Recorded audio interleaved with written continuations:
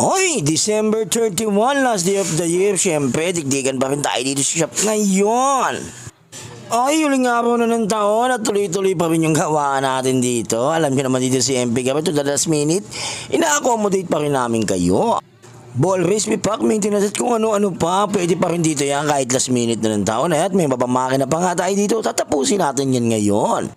Siyempre, dire-diretso lang ang gawa hanggang sa maubos namin yan kasi alam namin na kailangan ninyo yung motor nyo ngayon Bagong taon At nandito pa rin pala tayo sa Tornohan tinatapos natin yung mga pulley tsaka mga bill. Siyempre, kailangan ng yung mga order matapos na yan para makapag-relax na tayo.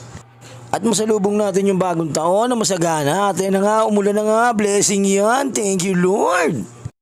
Ayan, tatapusin na lang natin yan kahit anong mangyari. Tapos uwi na tayo. At ayan, yung mga servisyo at produkto na ino-offer namin sa inyo, hindi nagbabago yan. Hanggang next year yan.